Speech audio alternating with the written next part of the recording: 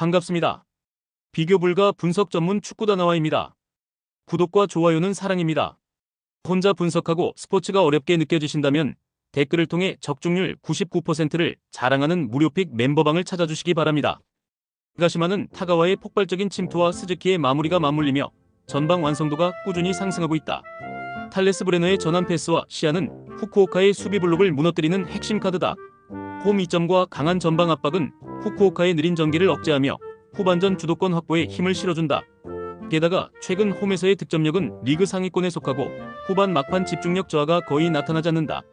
후쿠오카의 체력 부담과 수비 라인 간격 붕괴가 반복된다면 가시마가 후반에만 12골을 몰아넣을 가능성도 충분하다.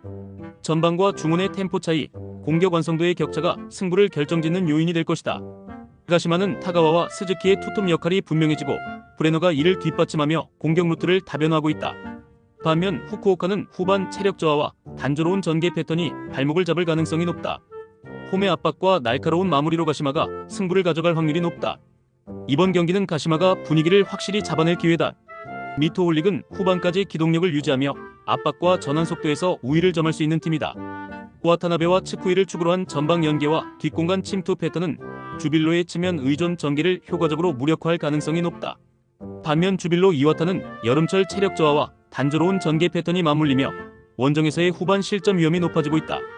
특히 미토홀릭은 경기 막판에도 전방 압박 라인을 유지해 상대 빌드업을 억제할 수 있고 공격 전환 시 이선의 침투 타이밍이 날카로워 추가 득점 기회를 꾸준히 만들어낼 수 있다. 미토홀릭은 전방 압박과 후반 기동력 유지에서 강점을 보이며 주빌로의 단조로운 전개를 틀어막을 수 있다. 반면 주빌로 이와타는 여름 원정에서 체력 저하와 전개 속도 저하가 겹쳐 뒷공간 노출이 빈번하다. 이번 경기는 미토홀릭이 후반까지 압박 강도를 유지하며 승리를 가져갈 가능성이 높다. 이마바리는 전방에서의 압박 완성도와 중원 조율 능력으로 경기 주도권을 확보할 가능성이 높다.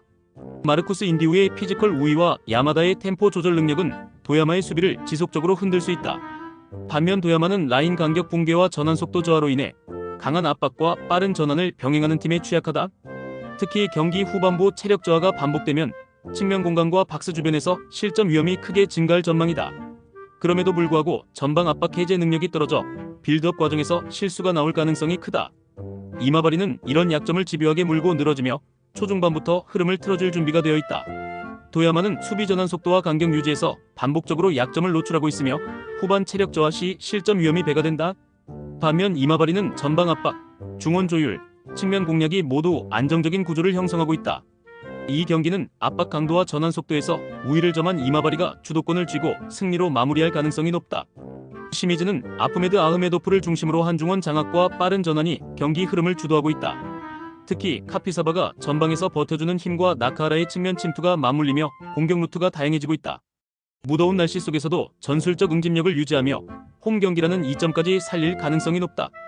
반면 마리노스는 체력 저하와 중원 압박 약화로 인해 상대의 빠른 역습에 흔들리는 장면이 반복되고 있다. 이 경기는 시미즈가 수비 집중력을 유지하며 한 방을 노릴 수 있는 흐름이다. 시미즈는 전방과 중원을 연결하는 전환 속도가 경기 주도권을 쥐게 만드는 핵심이다. 반면 마리노스는 체력 부담과 전술적 유연성 부족으로 인해 뒷공간과 압박 간격이 벌어지는 약점을 안고 있다. 이 흐름이 유지된다면 시미즈가 홈에서 경기를 장악하며 승리를 가져갈 가능성이 높다.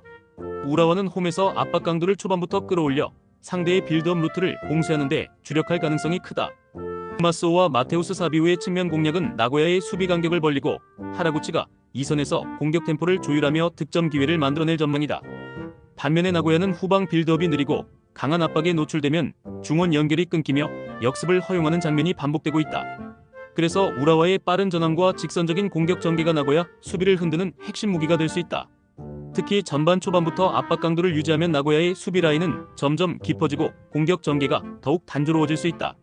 이 흐름이 이어진다면 후반에는 우라와가 주도권을 완전히 장악하며 추가 득점까지 노릴 수 있는 구도가 형성될 가능성이 크다. 우라와는 홈에서 압박 강도를 유지하며 상대를 몰아붙이는 흐름이 확실하다. 나고야의 느린 전개와 압박 대응 약점은 우라와가 공략할 최적의 포인트다. 전술 흐름 심리 모든 면에서 우라와가 유리한 승부다. 마치다는 듀크를 중심으로 한 전방 압박과 후지오의 침투를 결합해 세레소의 수비 라인을 지속적으로 흔들 가능성이 높다. 시모다의 전환 패스와 템포 조절은 홈 경기에서 더욱 날카롭게 작동하며 빠른 속공 전환이 세레소의 간격 붕괴를 유도할 수 있다. 반면 세레소는 점유율을 가져가더라도 압박 강도가 높은 마치다를 상대로 후방 빌드업에 어려움을 겪을 가능성이 크다. 특히 무더운 날씨 속에서 세레소 중원의 활동량 저하는 후반으로 갈수록 공간 노출로 이어질 수 있다. 그럼에도 불구하고 세레소가 공격적으로 라인을 올린다면 마치다는 순간 속도를 살린 직선 돌파로 단숨에 뒷공간을 파고들 수 있다. 결국 이 경기는 후반부 체력 싸움과 압박 강도를 버텨낼 수 있는 팀이 승기를 잡게 될 것이다. 마치다는 전방 압박과 빠른 역습 전환으로 세레소의 점유 전개를 무력화할 수 있는 카드가 많다.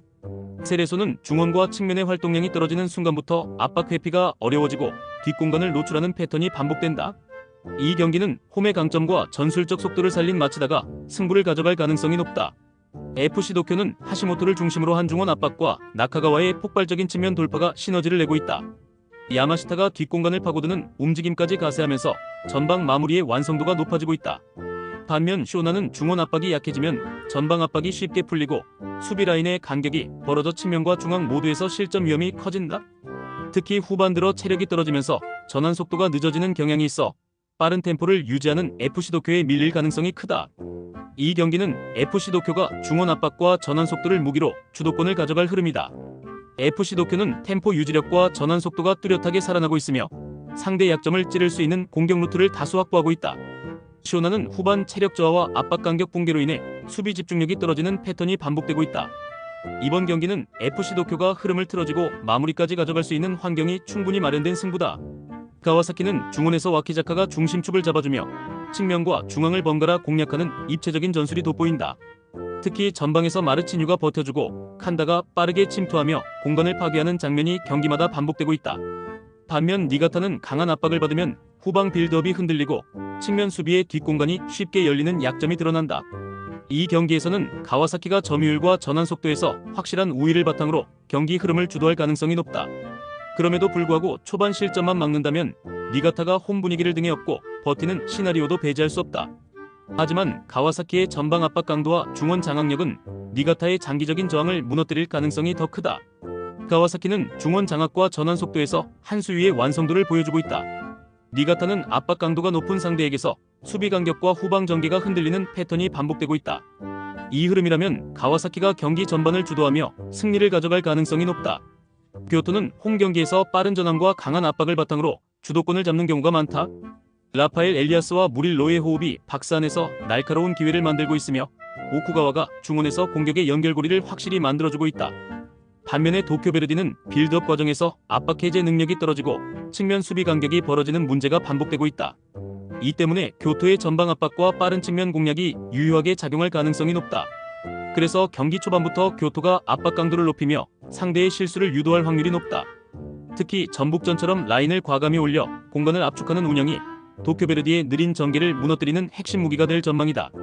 교토는 홈 경기에서 속도와 압박을 통해 상대를 흔드는 패턴이 확실하다. 도쿄베르디의 느린 전개와 측면 수비 어점은 교토가 노릴 최적의 약점이다. 전술 심리 흐름 모두에서 교토가 앞서는 승부 구도다. 비셀고베는 오사코를 중심으로 한 전방 압박과 마무리 완성도가 안정적으로 돌아오고 있으며 이선과 측면의 유기적 연계가 경기 흐름을 주도하고 있다. 특히 홈에서는 전환 속도와 압박 타이밍이 완벽히 맞아떨어져 상대가 빌드업을 시도할 틈을 주지 않는다. 반면에 요코하마 FC는 원정 경기에서 수비 간격과 압박 타이밍이 흔들리며 빠른 템포를 유지하는 팀을 상대로 실점 위험이 높아지고 있다. 이 경기에서는 비셀고베가 중원 장악과 전방 압박에서 확실한 우위를 점할 가능성이 크다. 그럼에도 불구하고 초반 실점만 피한다면 경기 흐름은 완전히 비셀고베 쪽으로 기울 수 있다. 무더운 날씨 속에서 활동량과 압박 강도를 유지할 수 있는 체력적 우위 역시 승부의 분수령이 될 전망이다. 비셀고베는 홈에서의 템포 유지와 전방 압박이 유기적으로 맞물리며 상대의 빌드업을 초반부터 차단하고 있다. 반면 요코하마 FC는 전환 속도와 압박 강도에서 밀리며 측면과 중원 모두에서 균열이 쉽게 발생한다. 이 흐름이라면 비셀고베가 경기 전반을 주도하며 승리를 가져갈 가능성이 높다. 이상 오늘의 경기 모두 꼼꼼하게 분석해드렸습니다. 영상 시청에 감사드리며 혼자 분석하기 힘들다고 느껴지신다면 언제든 댓글을 통해 무료픽 멤버방을 찾아주시길 바랍니다.